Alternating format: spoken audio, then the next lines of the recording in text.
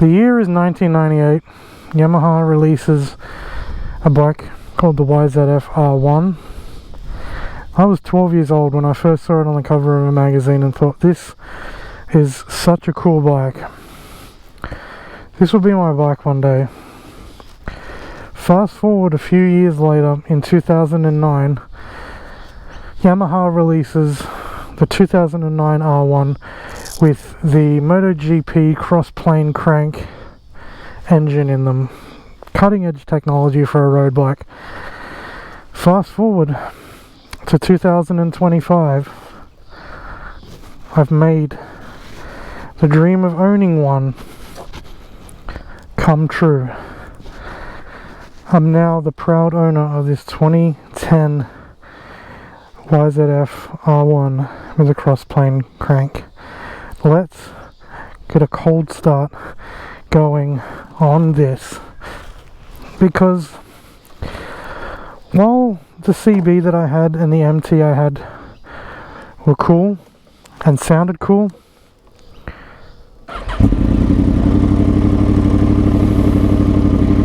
they're not this cool.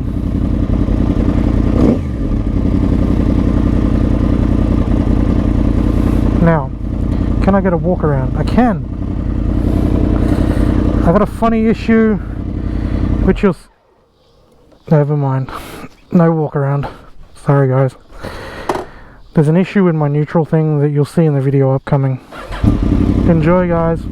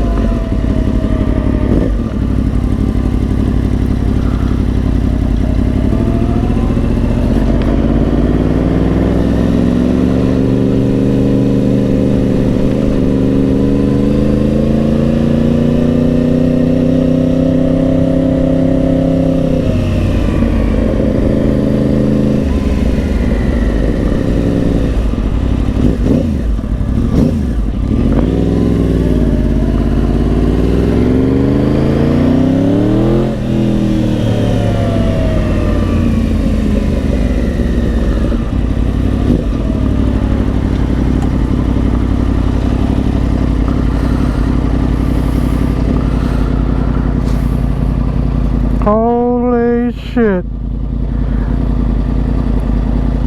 We are on a 2010 Yamaha R1, a Big Bang R1.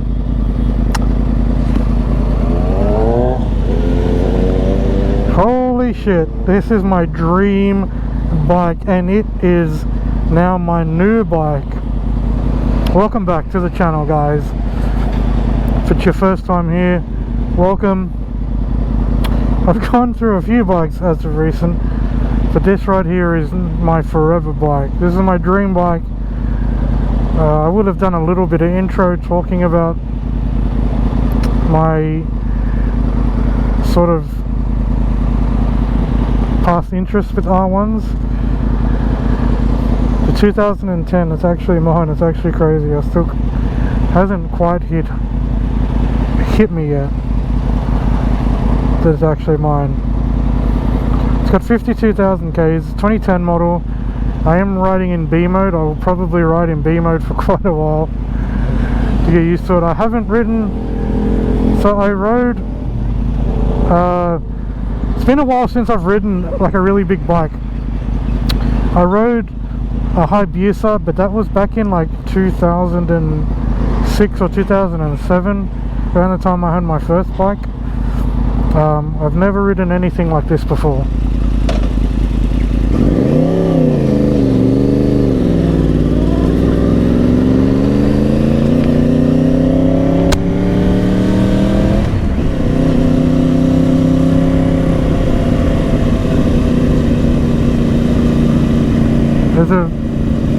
The neutral light seems to be weird. As you can see right now, I'm in second gear, but it's not showing that I'm in a gear at all. Spoke to one of the mechanics at work, and he thinks that it might be just like a bad contact with the sensor. Hopefully it's an easy fix.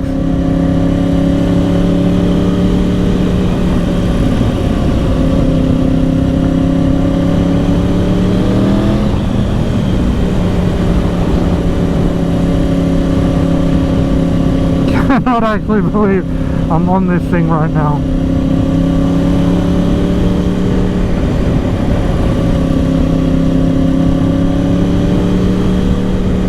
I'm not going to do anything crazy. This is going to be just a nice cruisy ride home. Feels so good.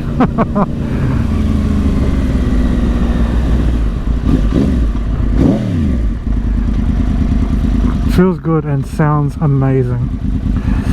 It's got the Yoshi pipes on it.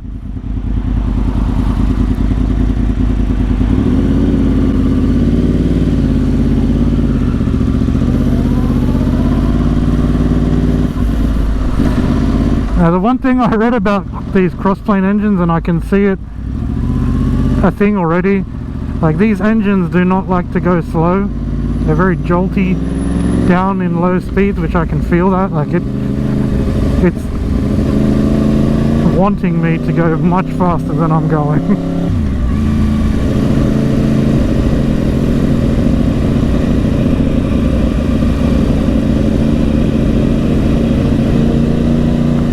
So we're cruising, we're not doing anything silly, definitely not. Oh, forgot to turn my indicator off. I hate when I see riders do that, and now I'm one of them.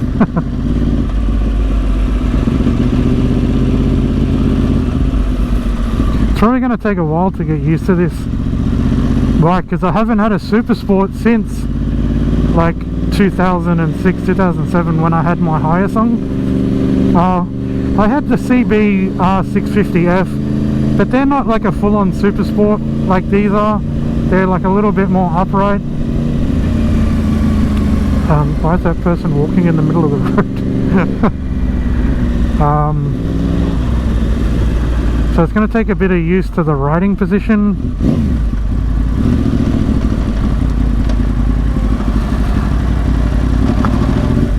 Oh god.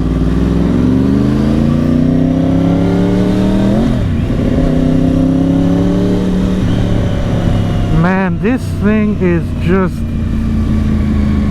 like this. I'm only in B mode, and it's just crazy.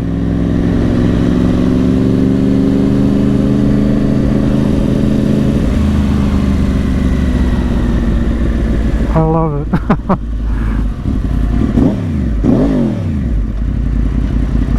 Yeah, see, I'm in neutral now, but it's not showing I'm in neutral. And when I was warming the bike up, it was in neutral.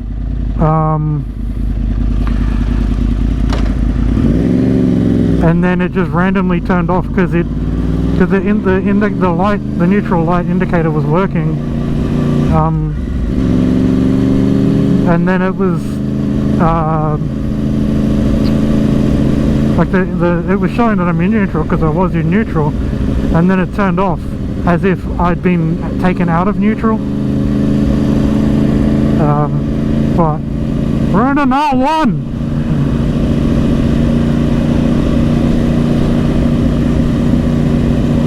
Crazy, cannot believe it.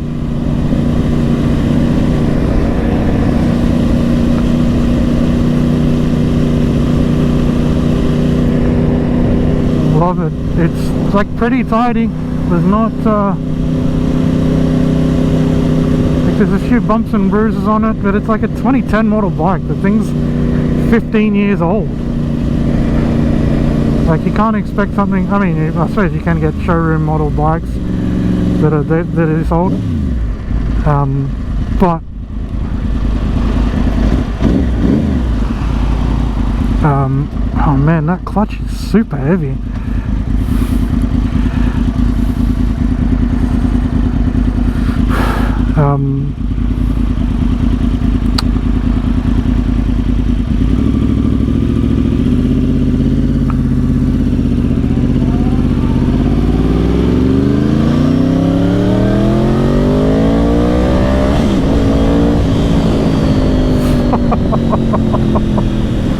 What?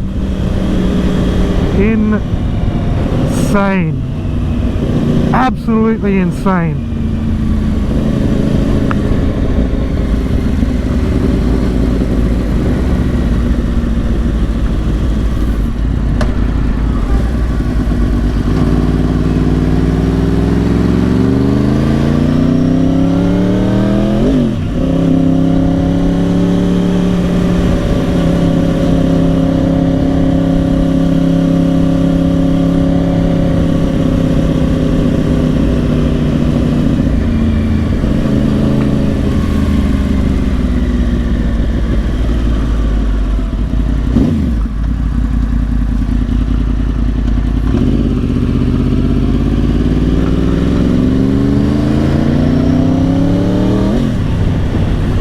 The third gear indicator works, it's just neutral and second.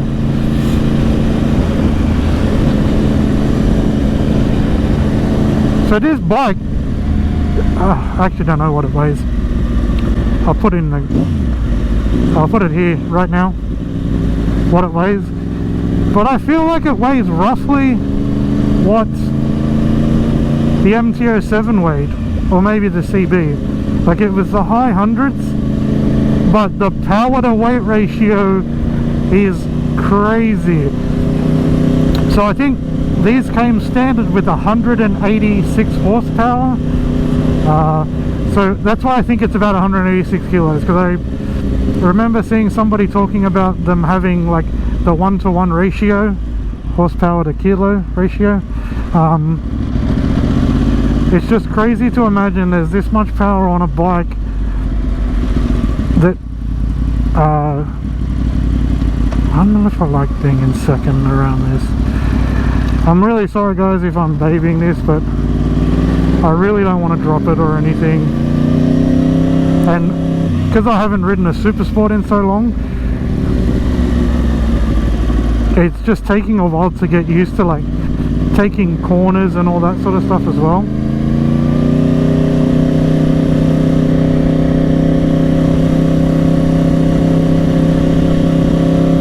I don't know how long my battery's gonna last.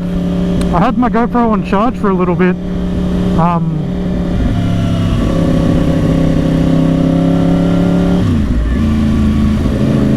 I had it on charge for a bit, but because I wasn't using a GoPro charging cable, the battery percentage was going down the longer I had it on charge.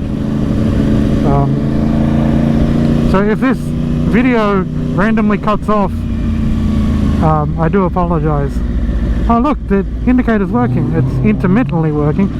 So that sort of backs up the theory that the mechanic at work I spoke to, as a service manager, he said it might be just a bad contact if it's intermittently working.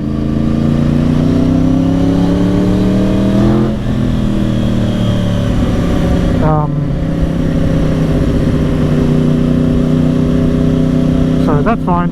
As long as it's an easy fix. Apparently you just got to take the sprocket cover off and then that cable is there. But man, cannot believe it.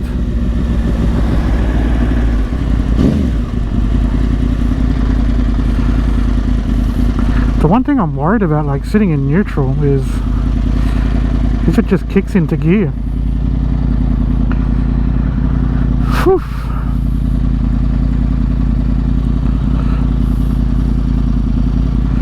Hope everyone's been well. Hope everyone had a great Christmas and New Year. Hope you celebrated. Had a good celebration. Didn't get too crazy. I think my wife and I were asleep by 9 o'clock. Parent life, am I right? Well, parent life of young kids anyway. I'm sure when they get older it's different. I can see what they talk about, the undertail, they're getting toasty. My butt's getting nice and warm.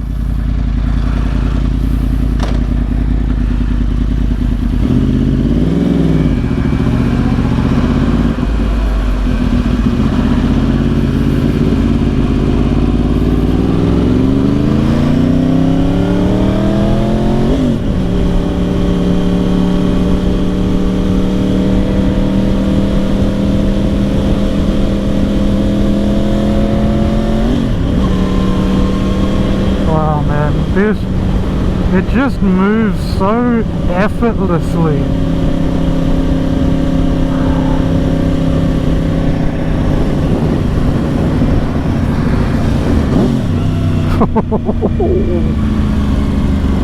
You gotta love the sound of the cross plane crank. Some people hate it or love it. Either way, it sounds amazing.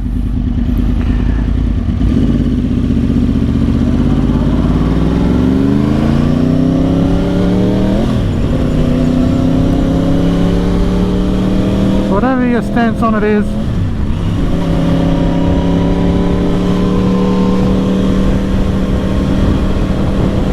it sounds sick.